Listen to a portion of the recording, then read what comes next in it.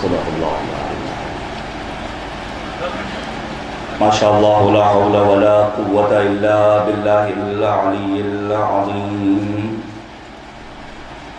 حسبنا اللہ ونعم الوکیل نعم المولا ونعم النصیر. اعوذ باللہ من الشیطان اللعین الرجیم. بسم اللہ الرحمن الرحیم. رب اشرح لي صدري ويسر لي امري واحلل عقدة من لساني يفقهوا قولي. الحمد لله رب العالمين والعاقبة للمتقين والجنة للمؤمنين والنار للملحدين والمنافقين والكافرين والعاصين والظالمين. وصلى الله على سيدنا ومولانا وحبيب قلوبنا وطبيب نفوسنا وشفيع ذنوبنا أبي القاسم المصطفى محمد. اللهم صل على محمد وعلى آله الأطيبين الأنجبين الأطهرين الأكرمين المعصومين المظلومين المنتخبين المنتجبين. لا سيما بقية الله الأعظم في الأرضين. روحي وأرواح العالمين لتراب مقدمه الفداء. واللعنة الدائمة الباقية على أعدائهم أجمعين من الآن إلى قيام يوم الدين. آمين يا رب العالمين. ما بعد فقد قال الله تبارك وتعالى في القرآن الحكيم وهو أصدق الصادقين وقوله الحق. بسم الله الرحمن الرحيم. ذلك ومن يعظم شعائر الله فإنها من تقوى القلوب. صلوات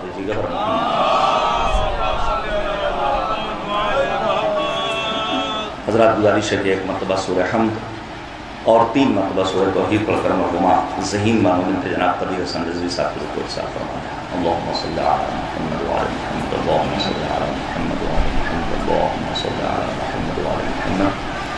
بسم الله الرحمن الرحيم. الحمد لله رب العالمين الرحمن الرحيم مالك يوم الدين. إياك نعبد وإياك نستعين اهدنا الصراط المستقيم صراط الذين أنعمت عليهم غير المغضوب عليهم ولا الضالين.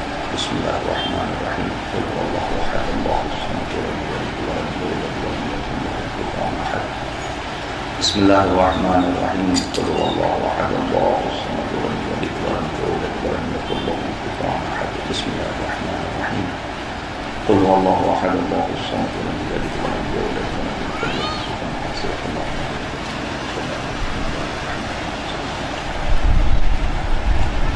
عزیزان گرامی، ایک مومنہ کے اصحال ثواب کو مجھے سے ادا ہے. ابتدائی سخن میں ہی قرآن کریم کی بارگاہ میں دعا کرتے ہیں کہ پروردگار ان کی مغفرت فرمائے، انہیں جوار رحمت میں جگہ کرامت فرمائے.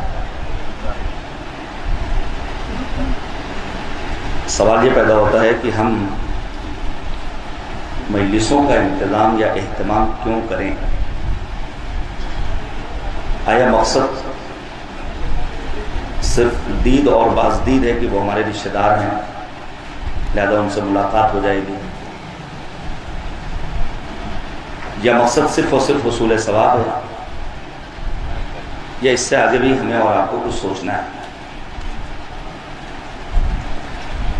قرآن مجید میں کریم پروردگار نے اس بات کا اعلان کیا ہے کہ جب ہم پانی برساتے ہیں تو ہر کسی کو اس کی ظرفیت کے مطابق دیتے ہیں. بارش ہونے لگے اور ہم ایک گلاس زیر آسمان رکھ دیں تو اس کی جو کیپیسٹی اور ظرفیت ہے اس گلاس میں اتنا ہی پانی آئے گا. ظرف اگر ذرا بڑا ہو جائے اور کوئی بالٹی رکھ دیں تو پانی کی مقدار بڑھ جائے گی. یہی بارش کا پانی اگر کسی حوض میں گرے گا تو اس کی مقدار میں اضافہ ہو جائے گا. یہی پانی اگر کسی تالاب میں برسے تو پانی کی مقدار میں مزید اضافہ ہوگا. یہی پانی اگر کسی سمندر میں جا کر گرے تو یقیناً پانی کی مقدار میں اضافہ ہو جائے گا. بس اوقات ہم اور آپ اپنی محدود ظرفیت کے سبب اس عزاداری سے اور ان مجالس اعضاء سرکار سید الشہداء سے بالخصوص ماہ محرم و سفر سے وہ حاصل نہیں کر پاتے ہیں جو ہم حاصل کر سکتے ہیں. جلدی سے صرف ایک مثال دے رہا ہوں تاریخ کے آئینے میں. البتہ یہ یاد رکھیے گا کہ مقصد یہ نہیں ہے کہ ہم سرکار سید الشہداء کی بارگاہ میں پہنچیں تو اپنے مادی مطالبات نہ رکھیں. بالکل اسی طرح جیسے ایک شاعر، ایک خطیب، ایک ذاکر، ایک ناظم اپنی مجلس و خطابت کے بعد اگر لفافہ نہ لے تو کام کیسے چلے گا؟ بالکل دو چار کی طرح. خلوص اپنی جگہ، لیکن ٹارگٹ ہمارا وہ نہیں ہونا چاہیے. بس اوقات جب ہندوستان کا ہم سفر کرتے ہیں، چھوٹے چھوٹے گاؤں اور دیہات میں جانے کا موقع ملتا ہے تو پتہ چلتا ہے فلاں مولوی صاحب نے اکاؤنٹ نمبر پہلے بھیج دیا تھا اور عین وقت پہ انہوں نے دھوکہ دے دیا چونکہ وعدہ ان کا. یہ سننے کو ملتا ہے، یہ غلط ہے. اب میں آپ کے سامنے پیش کروں ابو ثعلبہ انصاری کا نام آپ سب نے سنا ہوگا.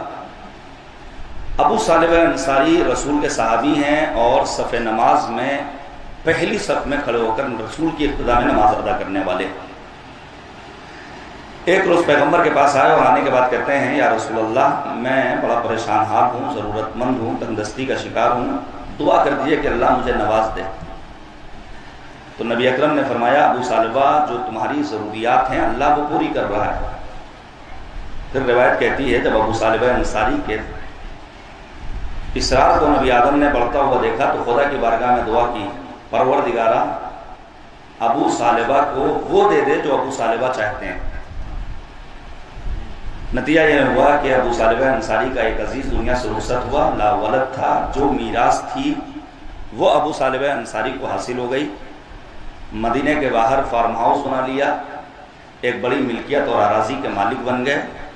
وہ ابو ثعلبہ جو ہر نماز میں پہلی صف میں رسول کی ابتدا میں نماز ادا کرتے تھے وہی ابو ثعلبہ انصاری اب ہفتے میں ایک دن، پھر مہینے میں ایک دن، پھر جب زکوٰۃ کی جمعوری کا موقع آتا ہے اور رسول کی جانب سے عمال پہنچتے ہیں اور کہتے ہیں زکوٰۃ دو تو ابو ثعلبہ انصاری کہتے ہیں ہم مسلمان ہیں، ہم کیسا ٹیکس دیں. ان عمالوں نے کہنا شروع کیا کہ قرآن کا فرمان ہے اقیموا الصلاۃ وآتوا الزکاۃ. ابو ثعلبہ انصاری رسول کا صحابی یہ اعلان کرتا ہے کہ کوئی قرآن کو ہم نہیں مانتے.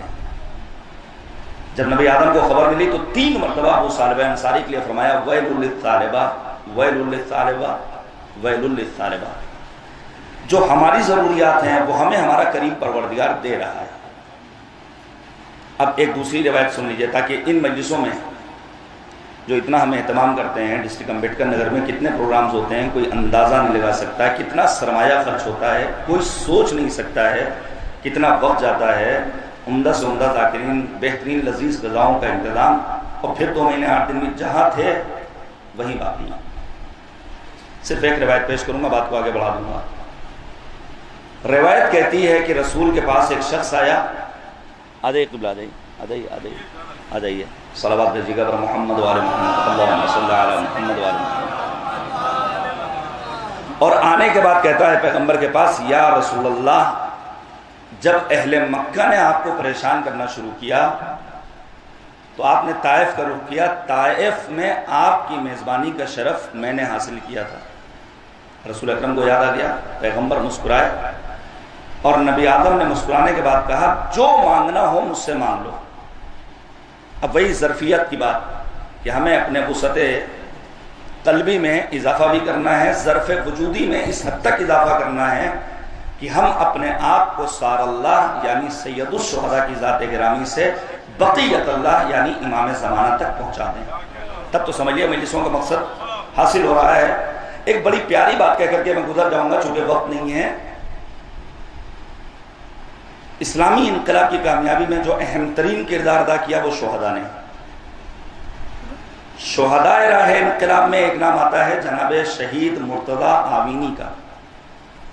شہید آمینی کا یہ جملہ طلائی حرفوں میں لکھے جانے کے قابل ہے، جہاں وہ کہتے ہیں کہ ہم جس سماج میں زندگی بسر کر رہے ہیں، جس دور میں سانسیں لے رہے ہیں، یہ سماج اور یہ دور وہ دور ہے جہاں گزشتہ ائمہ کے لیے ہم سب کچھ کرتے ہیں، لیکن جو ہمارا امام زندہ ہے اس کے لیے ہمیں کوئی پرواہ نہیں ہے۔ یہ سوچنے کی بات ہے۔ سوچیے آپ، وہ یاد ضروری ہے، کربلا کی یاد ضروری ہے، تذکرہ امام باقر و امام رضا و امام کاظم ضروری ہے، لیکن وقت کے امام کے سلسلے میں ذرا سی بھی فکر نہ ہو تو یہ ہمیں سوچنے کا موقع عطا کرتا ہے۔ آنے والا آ کر کہتا ہے یا رسول اللہ، طائف میں نے آپ کی میزبانی کا شرف حاصل کیا۔ نبی آدم مسکرائے اور پھر پیغمبر کہتے ہیں جو مانگنا ہو مانگ لو۔ اب دیکھیے اس کا ظرف وجودی، جو محدود ظرفیت کا مالک انسان تھا، اس نے کہا یا رسول اللہ مجھے 200 بھیڑ اور 1 چرواہا چاہیے۔ ہم کبھی کبھی کربلا چلے جاتے ہیں اور پھر جانے کے بعد معلوم نہیں ہوتا کہ زری تک پہنچ بھی گئے تو مانگیں کیا، طلب کیا کرنا ہے۔ پیغمبر آدم نے 200 بھیڑوں کا انتظام کیا، 1 چرواہے کا انتظام کیا، اس کے سپرد کر دیا۔ جب وہ چلا گیا تو نبی فرماتے ہیں کاش اس نے اتنا مانگا ہوتا جتنا بنی اسرائیل کے اس بوڑھی خاتون نے موسیٰ کلیم اللہ سے مانگا تھا۔ واقعہ شاید آپ کو سنا ہوا ہو، کیا بات قدرت آتی، موسیٰ یوسف کو فلسطین منتقل کرو۔ جناب موسیٰ کہتے ہیں پروردگارہ مجھے نہیں خبر کہ یوسف کی قبر کہاں ہے۔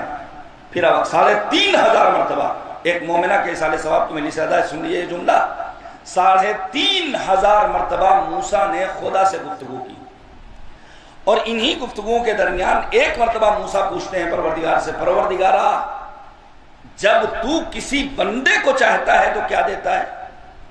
جواب آتا ہے موسیٰ جب میں کسی کو پسند کرتا ہوں تو اسے بیٹی عطا کرتا ہوں۔ شاید یہی وجہ ہے نبی خاتم کو پروردگار عالم نے حبیب کبریا بننے کا موقع عطا کیا۔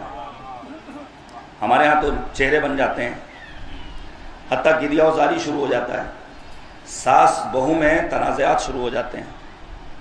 اب سوچئے نبی خاتم نے جو جہالتوں کو ختم کیا ہے، شاید میں بیان کر سکوں، پیغمبر نے فرمایا تھا بعثت بین الجہالتین، میں 2 جہالتوں کے درمیان مبعوث برسالت ہوا۔ ایک جہالت کون سی ہے؟ جہاں بیٹیوں کو زندہ پیوند خاک کر دیا جاتا ہے، جہاں شراب نوشی عام ہے، جہاں چھوٹی چھوٹی باتوں پر برسا برس قبیلے آپس میں برسر پیکار رہتے تھے۔ نبی خاتم نے پہلا کارنامہ یہ انجام دیا کہ اس جہالت کو ختم کیا ہے، اور اس کے لیے جو حکمت عملی اختیار کی، اپنی اکلوتی بیٹی شہزادی کونین بنت پیغمبر حضرت فاطمہ الزہرا سلام اللہ علیہا،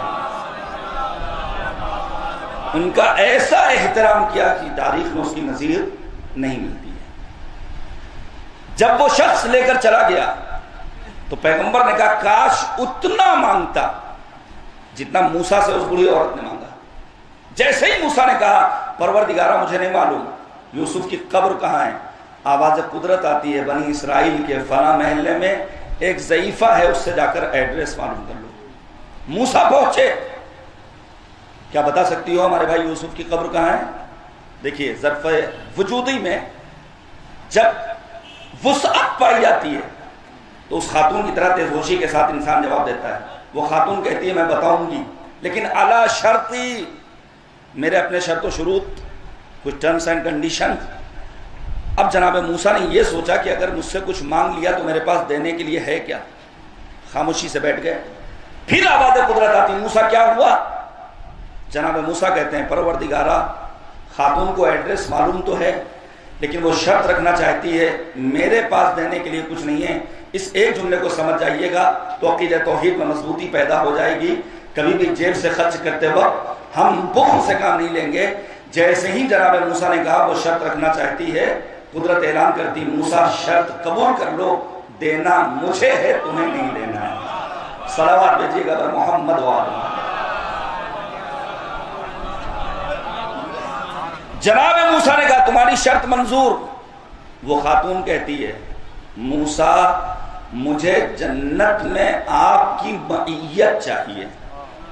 اب آپ سوچئے ہم اور آپ سب کچھ آ کر طلب کرنے، لیکن سید الشہداء امام حسین کی معیت نصیب نہ ہو اہل بیت اطہار علیہ السلام کا ساتھ روز محشر ہمیں حاصل نہ ہو تو شاید ہمارا سودا بڑا گھاٹے کا سودا ہوگا۔ بس ایک روایت کو پیش کروں گا تاکہ اس قاری قرآن کو جس نے آج کی اس مجلس کا آغاز کیا تحفہ سلام روانہ کیا جا سکے اور قرآن سے ہمارا رشتہ مضبوط ہو جائے۔ معصوم فرماتے ہیں کہ اقرؤ سورۃ الفجر فی فرائضکم ونوافلکم، اپنی واجب اور مستحب نمازوں میں سورہ مبارکہ فجر کی تلاوت کیا کرو، کیونکہ یہ سورہ میرے جد حسین ابن علی کے نام کا سورہ ہے۔ اور پھر معصوم فرماتے ہیں جو شخص واجب یا مستحب نماز میں سورہ فجر کی تلاوت کرے گا روز محشر پروردگار اسے میرے جد مظلوم حسین ابن علی کی معیت عطا کرے گا۔ اللہم صلی علی محمد وآل محمد۔ ظاہر ہو سکتا ہے کوئی کہے کہ بھائی ہمیں سورہ فجر یاد نہیں ہے، یہ 5 8 10 12 15 18 20 25 1 لاکھ روپے کا جو موبائل ہماری جیب میں ہے یہ کس دن کام آئے گا؟ ایک کلک کرنے پر بجائے اس کے کہ ہم ایکٹرز کو دیکھیں، ہم اپنی قوم کے سیلیبریٹی، آپ سوچئے کربلا لوگ گئے ہوئے ہیں، 1 لاکھ روپے سے زیادہ خرچ کیا ہے، آفس سے چھٹی لی ہے، گھر والوں کو چھوڑ کر گئے ہیں، ہتھیلی پر جان رکھ کر گئے ہیں، لیکن انہیں امام حسین سے وہ عقیدت نہیں ہے جو انہیں صرف اور صرف سیلفی لینے سے عقیدت، ان کے ساتھ فوٹو، ان کے ساتھ فوٹو، ان کے ساتھ، جبکہ ایسے درندے بیٹھے ہوئے ہیں جنہیں ان ویڈیوز اور تصاویر کا انتظار رہتا ہے، اور پھر انہیں آسانی ہو جاتی ہے کہ ہمیں اہل بیت کے عشاق اور حسین ابن علی کے زائرین کو کس طرح ٹارگٹ کرنا ہے۔ لیکن جہاں قوم مجلسوں کے ذریعے اپنی عقل کو پختہ نہ بنا سکے وہاں اس قسم کی پریشانیوں کا سامنا کرنا پڑتا ہے۔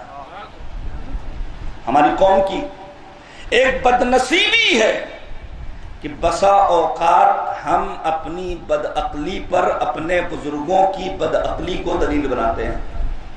جملہ سن لیجئے اور اس کو بعد میں غور کرتے رہیے گا۔ اپنی بدعقلی پر اپنے بزرگوں کی بدعقلی کو کبھی کبھی دلیل بنا لیتے ہیں۔ یہ کام تو ہمارے یہاں بزرگوں سے ہوتا چلا آیا ہے، اگر وہ غلطی کر رہے تھے تو کیا ضرورت ہے کہ ہم بھی اسی غلطی کا ارتکاب کریں؟ قرآن مجید میں پروردگار عالم نے 49 مرتبہ کلمہ عقل کو استعمال کیا ہے، کس لیے؟ تاکہ انسان ان مجالس اعلیٰ کے ذریعے، ان دینی تذکروں کے ذریعے، اس بزم کے ذریعے اپنی عقل میں پختگی پیدا کرے۔ مجالس اعلیٰ کا دوسرا مقصد جو بہت اہم ہے وہ ہے اپنی جہالت کا خاتمہ کرنا۔ میں پیش کروں گا آپ کے سامنے اس زیارت اربعین کا فقرہ جسے صاحبان دل نے کل پڑھا ہوگا کہ قربانی امام حسین کا مقصد کیا تھا۔ قرآن مجید میں پروردگار عالم نے 779 مرتبہ کلمہ علم کو استعمال کیا ہے۔ واجبات دین کا بھی پروردگار نے اتنا تذکرہ نہیں کیا ہے جتنا مالک نے کلمہ علم کو استعمال کیا ہے۔ ابتدائی آیات قلب پیغمبر پر نازل ہوئی تو علم کا تذکرہ، البتہ علم، اب علم کا معیار ڈگریاں ہیں، علم کا معیار لباس ہے، علم کا معیار اس دور میں عمامہ، ابا قبا، ٹوپی، شیروانی، جبکہ علم کا معیار یہ لباس نہیں ہے۔ اگر معیار یہ ہوتا تو کبھی بھی نہ کہا جاتا کہ خالی ڈبوں میں بجز موجے ہوا کچھ بھی نہیں، چھو کے دیکھا تو قباؤں کے سوا کچھ بھی نہیں۔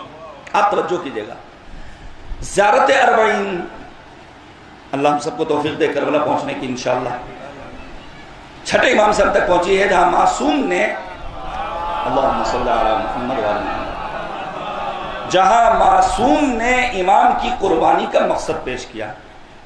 وَبَدَلَ مُحْجَتَهُ فِيكَ لِيَسْتَنْقِذَ عِبَادَكَ مِنَ الْجِهَالَةِ وَحَيْرَةِ الضَّلَالَةِ۔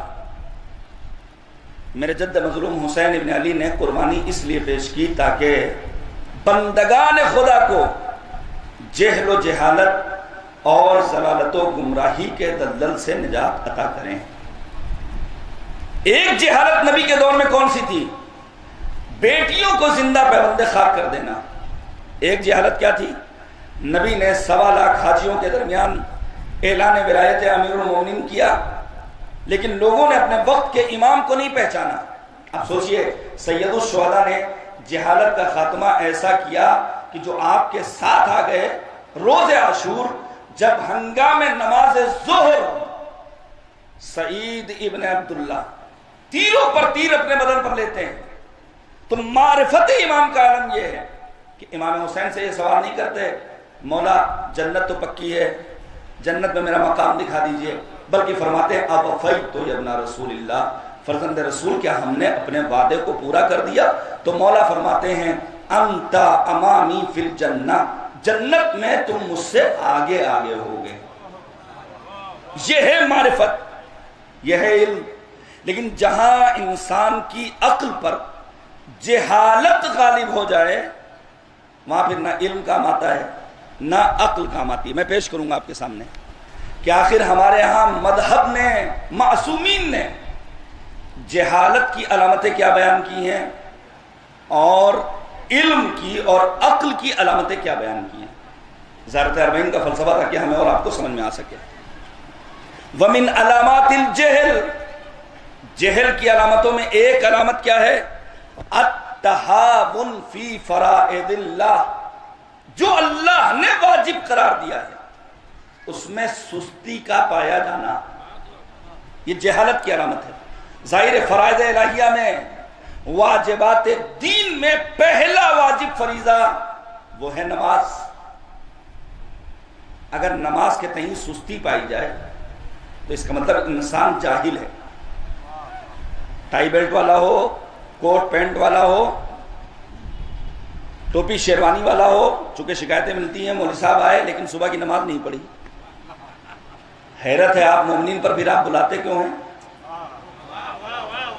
یہاں تک سننے کو ملتا ہے کہ مولوی صاحب نے کہا ہمیں سونے دو، نماز کی قضا ہے لیکن نیند کی قضا کیوں بلا رہے ہیں بھائی آپ؟ جو واجبات دین کو تسلیم کرنے والا نہیں ہے ایسا انسان پیغمبر کی نگاہ میں جاہل ہے۔ سر فہرست نماز۔ اب آپ سوچئے ہم اور آپ زیارت کیوں پڑھتے ہیں، کیوں جاتے ہیں زیارت کے لیے؟ ایک وجہ یہ ہے کہ تاکہ بیان کر سکیں یہ معصوم ہستیاں ہمارے لیے آئیڈیل ہیں، نمونے عمل ہیں۔ زیارت سید الشہداء کا فطرہ کیا ہے؟ اشہد انک قد اقمت الصلاۃ، رسول آپ نے نماز قائم کی۔ کن حالات میں اور کن حالات میں؟ حتی شب عاشور امام فرماتے ہیں انی احب الصلاۃ، مجھے نماز پسند ہے۔ سجدہ معبود میں سر کو جھکایا، سر و تن میں جدائی ہوئی، لیکن مالک سے امام حسین کا رشتہ اتنا مضبوط تھا کہ آخری لمحات میں بھی آپ نے سجدہ کیا۔ اس نماز کے لیے پیغمبر کی حدیث ہے کہ ہماری امت میں 4 طرح کے افراد ہیں، حدیث سنانی ہے۔ بعض وہ ہیں جو پڑھتے تو ہیں لیکن ان کی نماز میں سستی پائی جاتی ہے۔ سستی کا مطلب کیا ہے؟ کب شروع ہوئی کب ختم ہوئی پتہ ہی نہیں چلتا۔ بعض وہ ہیں جو کبھی پڑھتے ہیں کبھی نہیں پڑھتے، جمعے والے ہیں۔ بعض وہ ہیں جو پڑھتے ہی نہیں ہیں، بعض وہ ہیں جو دائماً پڑھتے ہیں۔ وَهُمْ فِي صَلَاتِهِمْ خَاشِعُونَ، اور ان کی نماز میں خشوع پایا جاتا ہے۔ یہ وہ ہیں جن پر اللہ کی جانب سے تحفہ رحمت بھی ہے، سلام بھی ہے۔ جناب علامہ قیصر بارہوی ممتاز شاعر، انہوں نے کیا خوب کہا کہ نماز سے بشریت عروج پاتی ہے، نماز شیوہ انسانیت سکھاتی ہے، نماز سے رخ فطرت پہ آب آتی ہے، نماز عبد کو معبود سے ملاتی ہے، اسی ادا سے طبیعت کا پھول کھلتا ہے، سکون قلب اسی بندگی سے ملتا ہے۔ اور پھر وہ کہتے ہیں نماز ہی سے ملا ہے چراغ علم و یقین، یہی جلالت مذہب یہی صباحت دین، نماز ہی نے دکھائے صداقتوں کے نگین، یہی ادا ہے جو موقوف رنگ و نسل نہیں، ادا کا حسن دلیل کمال ہوتا ہے، نماز ہی سے مسلمان بلال ہوتا ہے۔ صلوات بھیجیے گا بر محمد و آل محمد۔ دوسری علامت ایک جاہل انسان کی، السخریہ بعباد اللہ، جاہل وہ ہوتا ہے جو اللہ کے بندوں کا مذاق اڑاتا ہے۔ اب سوچئے ہمارے وہ بزرگ جنہوں نے اپنی انگلی تھام کر ہمیں مجلسوں میں شریک ہونے کا سلیقہ سکھایا، جن کے دامان تربیت میں ہم نے تربیت حاصل کی، اب آج اگر ان کے ہاتھوں میں راشا ہے، آج اگر ان کے اندر وہ پرانی والی توانائی نہیں ہے، تو آج کا نوجوان انہی بزرگوں کا مذاق اڑاتا ہے۔ جاہل ہے وہ انسان جو کسی ایک بندے، میں جلدی سے ایک بات کہہ دوں، ابھی فرض کیجئے میں 4 ویلر خریدوں تو ہماری کوشش کیا ہوگی کہ اسے پارکنگ میں کھڑا کیا جائے، کہیں کوئی نشان نہ پڑنے پائے، لہذا اس کی جتنا ہو سکے گا احتیاط برتی جائے گی۔ یہ جو گاڑی 40 50 60 70 100 کی اسپیڈ سے دوڑنے والی ہے سڑکوں پر، اس کی حفاظت کا اتنا بندوبست کہ ہم اس کے لیے پارکنگ تلاش کرتے ہیں، بچوں کی دسترس سے دور رہے، ہر کس و ناکس ہاتھ نہ لگا پائے، کسی گاڑی سے اس کا ایکسیڈنٹ نہ ہونے پائے۔ یہ جو زبان اللہ نے دی ہے جو 500 کی اسپیڈ سے چلنے والی ہے، اس کے لیے پارکنگ کا انتظام ہمیں نہیں کرنا ہے، کریم پروردگار نے یہ 32 دانتوں کی پارکنگ قرار دی ہے تاکہ انسان اس پارکنگ میں اپنی اس زبان جیسی گاڑی کو محفوظ رکھ سکے۔ لیکن جب وہ انسان کی زبان بے لگام ہو جائے، میں کہیں پیش کر چکا ہوں، نبی نے فرمایا تھا اقلل من الشہوات یسہل علیک الفقر، اپنی شہوتوں کو کنٹرول میں رکھو تاکہ فقر و تندرستی تم سے دور بھاگے۔ جیسے ہی لفظ شہوت ہمارے جوانوں نے سنا، ان کے ذہن میں فوراً جنسی شہوت، وہ تو ایک قسم ہے۔ شہوت کبھی پیٹ کی ہوتی ہے، ملنا چاہیے، وہ کھانے میں بڑی طاقت ہے۔ کبھی شہوت مال کی ہوتی ہے، ہونا چاہیے، 2 نمبر کا ہے کہ 1 نمبر کا ہے۔ اور شہوت کبھی لسانی شہوت ہوتی ہے۔ بعض افراد گالی بکتے ہیں، جب انہیں ٹوکا جاتا ہے تو کہتے ہیں مولوی صاحب بات میں وزن پیدا کرنے کے لیے گالی بکنی پڑتی ہے۔ یاد رکھیے گا میرے عزیزو، ایک جاہل کی علامت یہ ہے کہ وہ ہمیشہ دوسروں کا مذاق اڑاتا ہے۔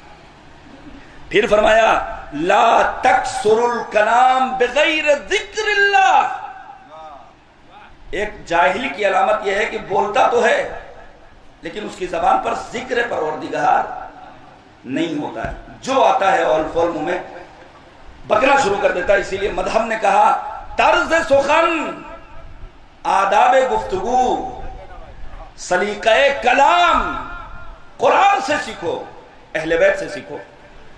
پروردگار کو کیسے خطاب کرنا ہے؟ وَلِلَّهِ الْأَسْمَاءُ الْحُسْنَى فَادْعُوهُ بِهَا، اللہ کے نام ہیں، ان ناموں کے ذریعے اللہ کو پکارو۔ نبی کو کیسے پکارنا ہے؟ لا ترفعوا اصواتکم فوق صوت النبی، بزم پیغمبر میں چیخو چلاؤ مت۔ سن لیجئے ایک بات، ہمارے ہاں آداب معاشرت پر گفتگو نہیں ہوتی، نتیجہ کیا ہے کہ ہمارے جوان کرسیوں پہ بیٹھے رہتے ہیں، مجلسوں میں نہیں آتے۔ توجہ کیجئے گا، یہ میں ٹوٹل کلی بات کر رہا ہوں، یہ کوئی لورپور کی بات نہیں ہے، آج کی مجلس کی بات نہیں کر۔ مجلس میں آ بھی جاتے ہیں تو انہیں معلوم نہیں ہوتا ہے کہ آداب نشستن و برخاستن کیا ہے، ہوتی نہیں گفتگو بھائی۔ مول صاحب گزر رہے ہیں، بیٹھے رہنا ہے یا اٹھنا ہے ان کا استقبال، میں اپنے لیے نہیں کہہ رہا ہوں، میں تو امبیڈکر نگر میں بہت کم آتا ہوں، یعنی شاید سال میں 2-4-10 چکر مجلس کے لیے، ورنہ میرا وطن ہے کون روکے گا۔ لیکن یہ ہمارے ہاں جو آداب معاشرت کی گفتگو نہیں ہے،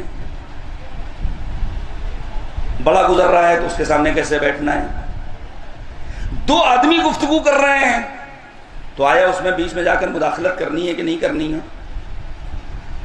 کوئی مانگنے آ گیا دینا ہے کہ نہیں دینا ہے، ان موضوعات پر ہمارے یہاں گفتگو نہیں ہوتی ہے۔ جبکہ معصومین علیہم الصلوۃ والسلام کی سیرت طیبہ میں یہ سارے نمونے موجود ہیں، حتیٰ سامن الحجج، غریب توس، معین الضعفاء، غریب الغرباء، حضرت امام علی رضا علیہ السلام۔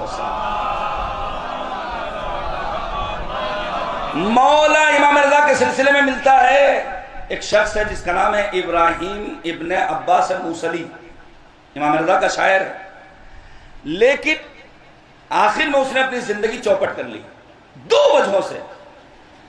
ایک تو ڈرنک، سامان میں لوگ محفوظ ہیں لیکن کبھی کبھی خبر مل جاتی فلاں صاحب شوقیہ لیتے ہیں، پیسے ہیں بھائی لوگوں کے پاس، للہ اپنے جوانوں کو بچائیے منشیات سے۔ نشہ عقل کو زائل کر دیتا ہے عزیزان گرامی، نشہ انسان کی عقل کو برباد کر دینے کے لیے کافی و وافی ہے، خصوصاً اگر شراب کا نشہ ہو تو انسان نہ دنیا کا رہتا ہے نہ آخرت۔ الذنوب التي تهتك العصم، وہ گناہ جو انسان کی عزتوں کو تار تار کر دے، ان میں پہلی چیز شراب نوشی۔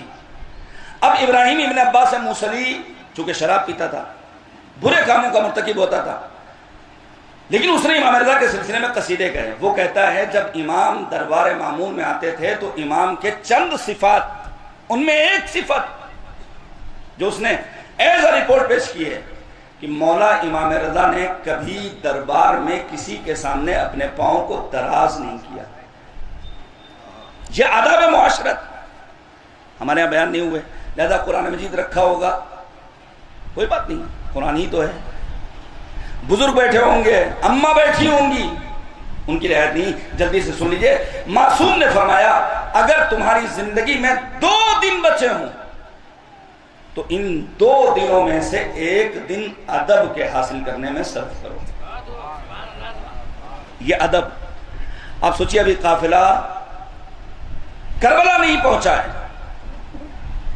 سرکار سید الشہداء نے جناب حر کے لشکر سے ملاقات کی، حر نے لجام فرس پر ہاتھ ڈالا، لیکن ہنگام نماز ظہر، دیکھیے ادب انسان کو کہاں پہنچاتا ہے، ہنگام نماز ظہر فرزند رسول الثقلین امام علی مقام نے صف نماز مرتب کی، حر دور کھڑا ہے، لیکن حر نے جیسے ہی امام حسین کو دیکھا کہ نماز کی تیاری کر رہے ہیں، اپنے لشکر والوں کو خطاب کر کے کہتے ہیں کہ یہ زیب نہیں دیتا ہے کہ نواز رسول کی موجودگی میں حر اور اس کے ساتھی الگ نماز پڑھیں، چلو حسین کی اقتداء میں نماز ادا کرتے ہیں۔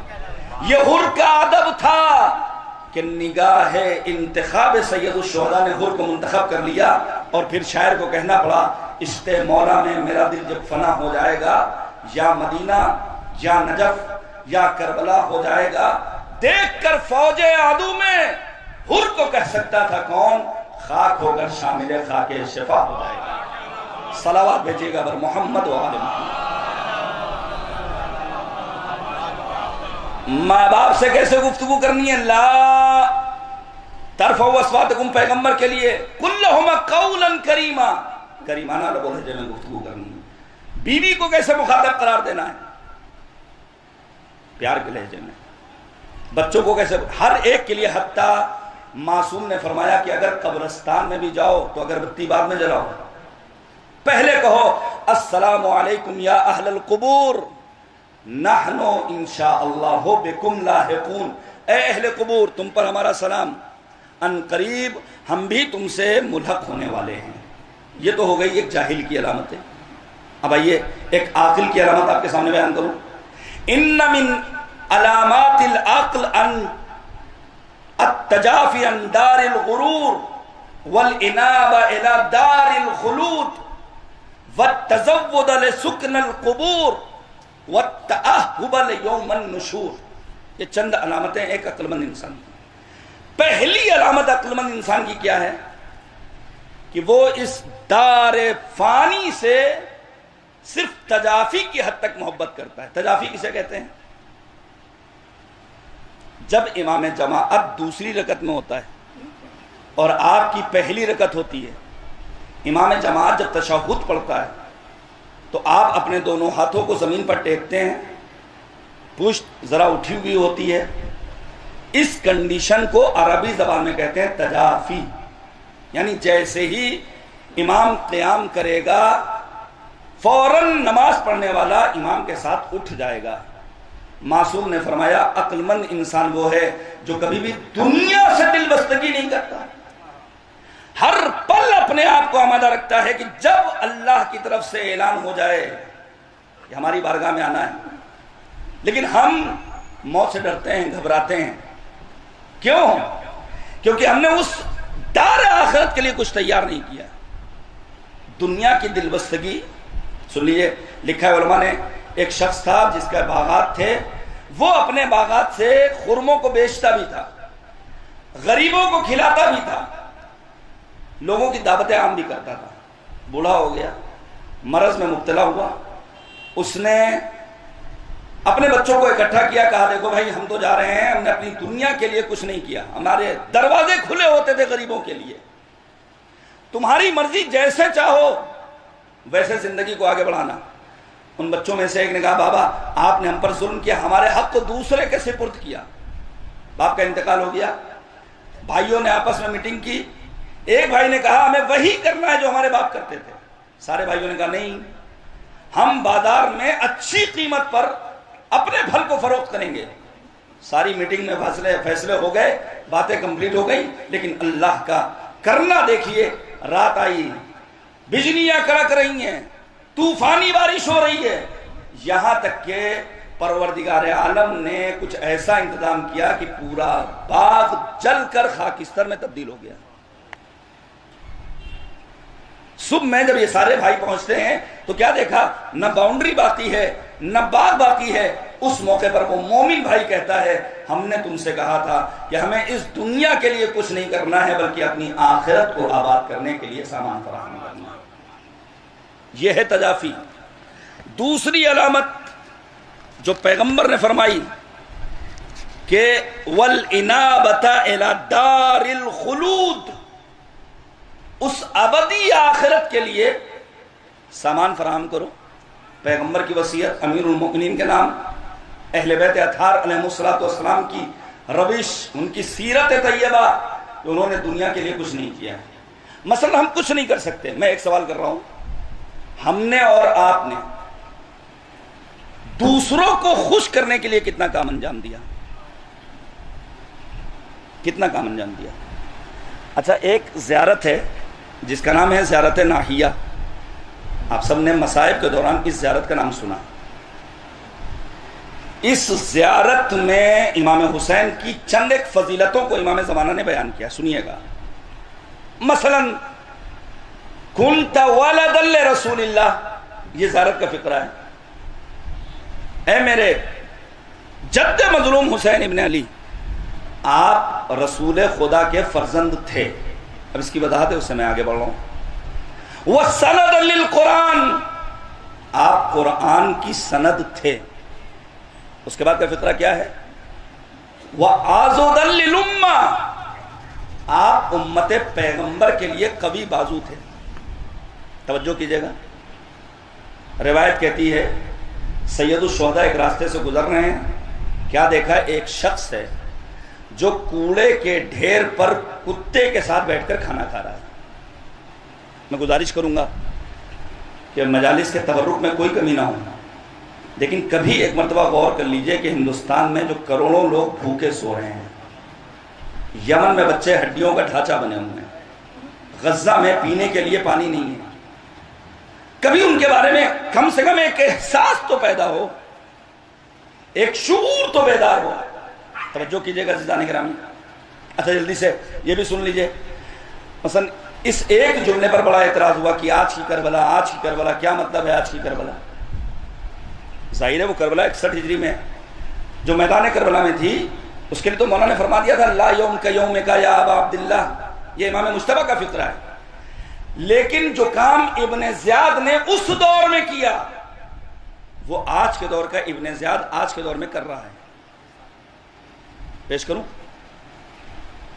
جناب مسلم جب کوفے پہنچے ہیں تو کوفے میں کوفے کا گورنر کون ہے؟ نعمان۔ یہ آخر ابن زیاد گورنر کیوں بنایا گیا؟ توجہ کیجئے گا، ابن زیاد گورنر کیوں بنایا گیا؟ بصرے میں تھا، کوفے کیوں لایا گیا؟ اس کی ایک وجہ یہ ہے کہ کبھی بھی کسی حلال زادے کے دل میں اہل بیت کی عداوت نہیں پائی جا سکتی. نعمان کے دل میں امام حسین کے لیے ایک ذرا سا نرم گوشہ تھا. تو کیا ابن زیاد بصرے سے براہ راست آ گیا کوفے کی سرزمین پر؟ یا نہیں، اس نے کوئی ٹرک اختیار کی. وہ چال اگر ہمارے جوانوں کو سمجھ میں آ جائے تو کبھی بھی کسی دشمن کے دامے فریب میں گرفتار، توجہ کیجیے گا، ابن زیاد کس انداز سے آیا ہے؟ چہرے پر نقاب ڈالی، اور چونکہ جواسیس نے آ کر خبر دی تھی اس کے کہنے پر کہ بنی ہاشم کے چلنے کا انداز کیا ہے، وہی چلنے کا انداز اختیار کیا ابن زیاد نے جو فرزند رسول امام حسین کے چلنے کا انداز تھا. کس لیے؟ تاکہ بادی النظر میں دیکھنے والا یہ سمجھے کہ حسین ابن علی آ رہے ہیں. چہرے پر نقاب، چلنے کا انداز وہی جو امام علی مقام کا. اب اہل کوفہ نے ایک خاتون کی قیادت میں کھجور کے پتوں کو لے کر حلابیکم مرحبا بکم، خوش آمدید، ویلکم. یہ خوش آمدید کس کو کہہ رہے ہیں؟ ابن زیاد کو.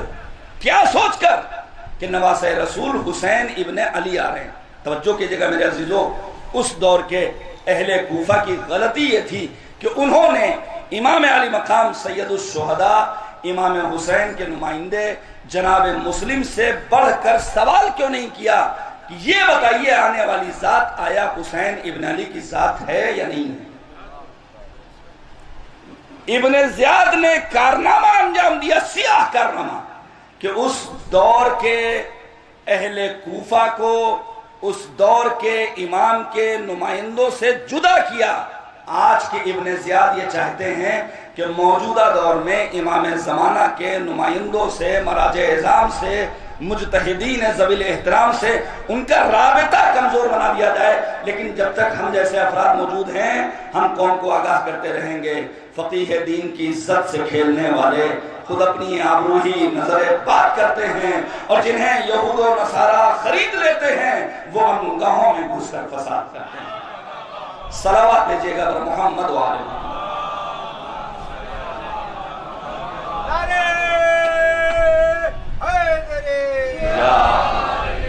ہمیں اور آپ کو اپنی آخرت کو آباد کرنا ہے. یہ ایک عقل مند انسان کی علامت ہے. وَتَزَوُّدَ لِسُكْنَ الدَّارِ، اس آخرت کے لیے ہمیں زیادہ سفر تیار کرنا ہے. ظاہر ہے زیادہ سفر جتنا اچھا ہوگا سفر اتنا آسان ہوگا. ہم جب سفر کرتے ہیں بالخصوص برادر عزیز تشریف فرمائیں، مولانا ہیں یہاں پر، یہ ہمارے چھوٹے بھائی، جب ہم سفر کرتے ہیں مجلسوں کے لیے تو ہمارا سفر بہت نارمل، بہت ایزی. ایک بیگ، ایک جوڑا کپڑا، اگر امامہ سر پر نہیں ہے تو بیگ میں ابا قبا، جہاں چاہا جب چاہا چلے گئے، پیدل چل لیے، ٹیکسی پہ بیٹھ گئے، رکشے پہ بیٹھ گئے، کوئی مشکل ہی نہیں. لیکن یہی اگر ہمارے پاس 2-4 بیگ ہوں، یاد رکھیے گا میرے عزیزوں، اس دنیا سے آخرت کے لیے بس اتنا زیادہ سفر لینا ہے جو ایک پل سے گزرتے وقت ہمارے اور آپ کے لیے کارگر ثابت ہے. یہ دنیا اس کے سوا کچھ اور نہیں. یہ دنیا جس کے لیے مختلف دار البلا، دار الفتنہ، سوچیے آپ، آزمائش کے لیے اللہ نے کتنے نام رکھے ہیں؟ فتنہ، بلا، تمحیص، امتحان. یہ قرآنی آیات ہیں. پیغمبر نے فرمایا ایک عقل مند کی علامت یہ ہے کہ اسے دنیا کی پرواہ نہیں ہوتی، وہ اپنی آخرت کی فکر کرتا ہے. وَالتَّأَهُّبْ لِيَوْمِ النُّشُورِ، اسے ڈر ہوتا ہے روز محشر کا. روز محشر کا ڈر ہوتا ہے.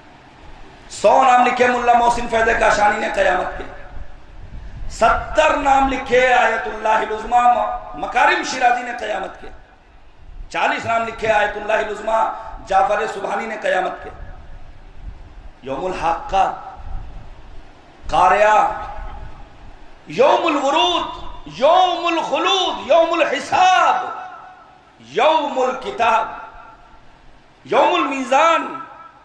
ہم نے اور آپ نے اس آخرت کے لیے کیا تیار کیا ہے؟ یہ دنیا تو بڑی معمولی ہے، آج نہیں تو کل ہمیں مالک کی بارگاہ میں جانا ہے. یہاں تک کہ پروردگار سورہ مبارکہ انبیاء میں کہتا ہے وَمَا جَعَلْنَا لِبَشَرٍ مِّن قَبْلِكَ الْخُلْدَ أَفَإِن مِّتَّ فَهُمُ الْخَالِدُونَ.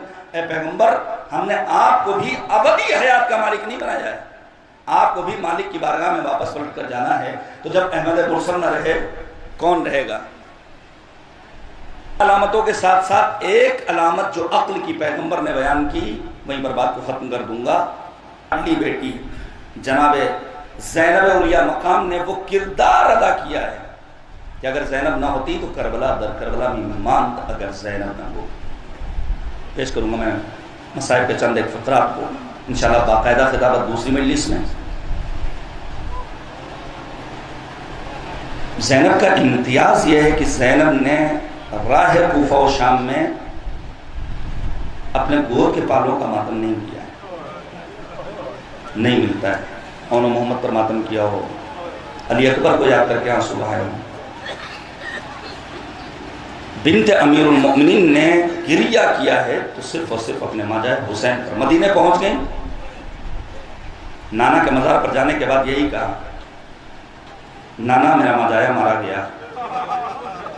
اہل مدینہ نے گریہ کیا۔ اس موقع پر جناب زینب نے یہی کہا تھا، نانا اگر اغیار کا مجمع نہ ہوتا تو میں اپنی آستینوں کو الٹ کر دکھاتی کہ مجھے راہ کوفہ و شام میں کتنے غازیانے مرے۔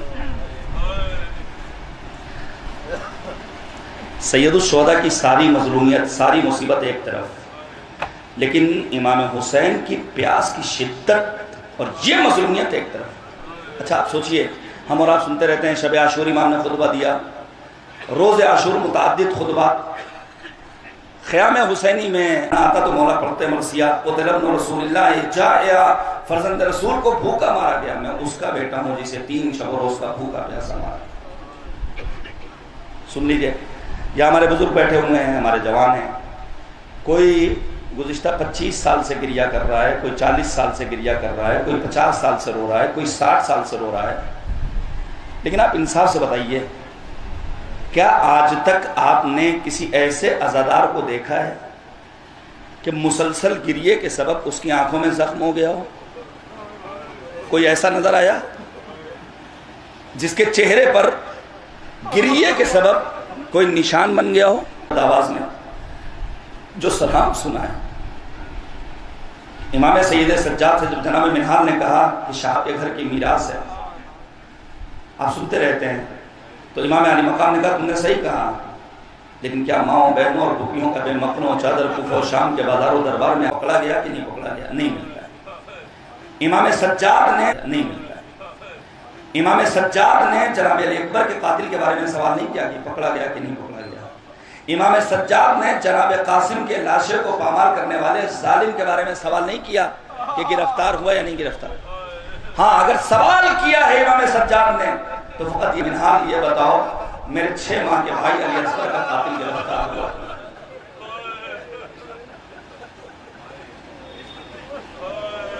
اجرکم اللہ، خدا کوئی غم نہ دے سوائے غم اہل بیت طاہرین علیہم السلام کی۔ بس 2-4 جملے اور سن لیجئے۔ یزید ملعون کو چند زاویے، جناب زینب تشریف فرما ہے، بیٹا خیریت، پھوپھی اماں، یزید نے ہمیں رہائی کی نوید سنائی ہے، ہم آزاد ہیں، چاہیں تو یہاں رہیں، چاہیں تو مدینہ چلے جائیں۔ جناب زینب کبریٰ نے کہا 3 مطالبات تھا۔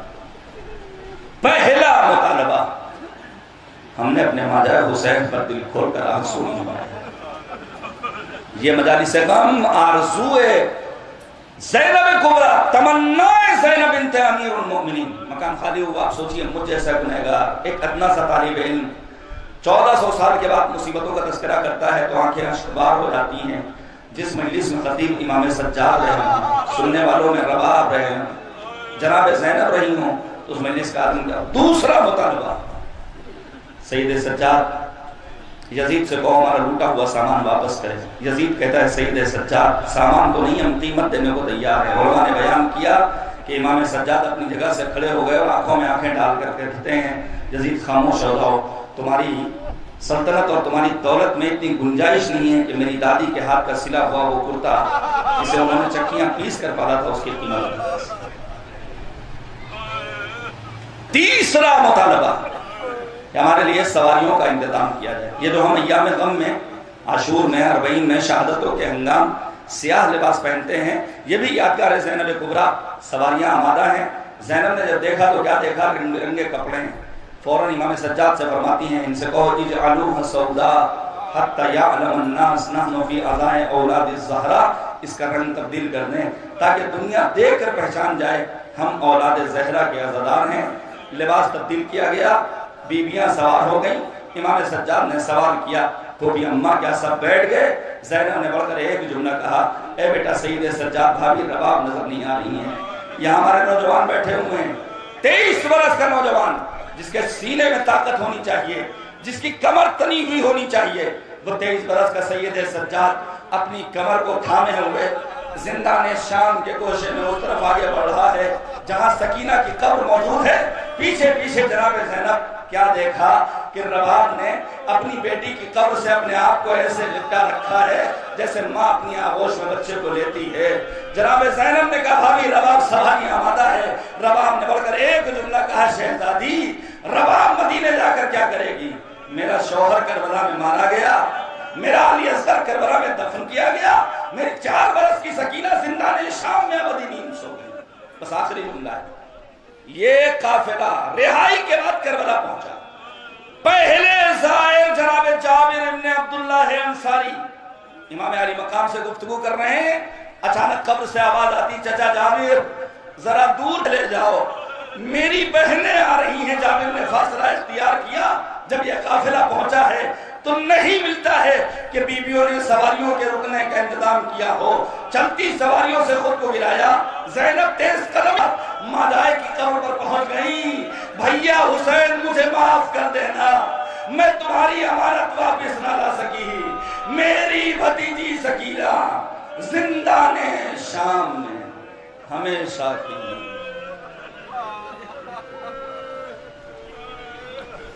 وَسَيَعْلَمُ الَّذِينَ ظَلَمُوا أَيَّ مُنْقَلَبٍ يَنْقَلِبُونَ إِنَّا لِلَّهِ وَإِنَّا إِلَيْهِ رَاجِعُونَ رَضًا بِقَضَائِهِ وَتَسْلِيمًا لِأَمْرِهِ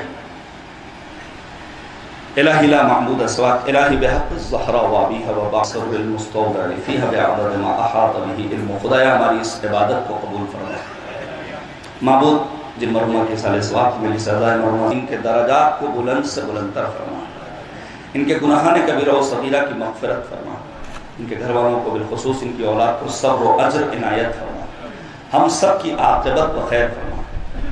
معبود ہمارے بزرگوں کا سایہ ہمارے سروں پر دراز فرما، ہمیں علماء سے دین لینے کی توفیق عنایت فرما۔ اے کریم پروردگار دشمنان دین مبین اسلام کو ذلیل و خوار فرما، امریکہ اسرائیل اہل سعود کو نابود فرما، مظلومین فلسطین و غزہ و باراچنار کی حمایت فرما۔ اے کریم پروردگار اسلامی انقلاب کی حفاظت فرما۔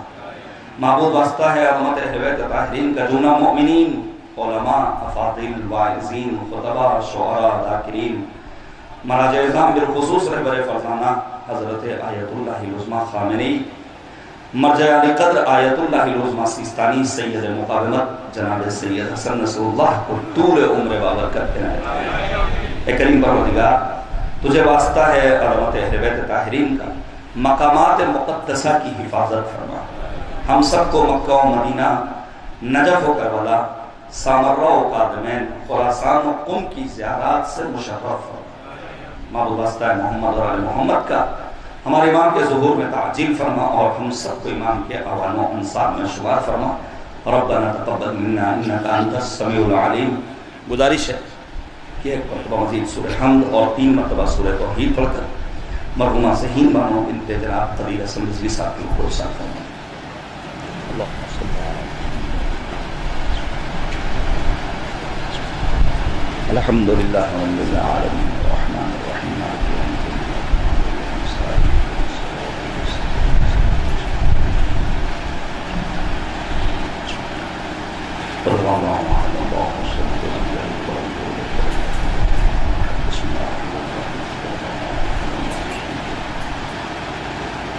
بسم اللہ الرحمن الرحیم۔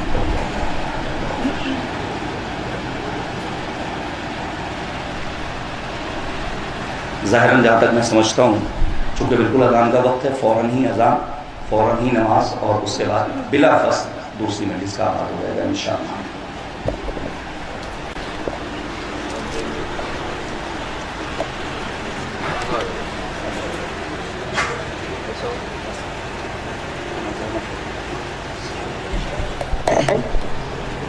حضرات المومنین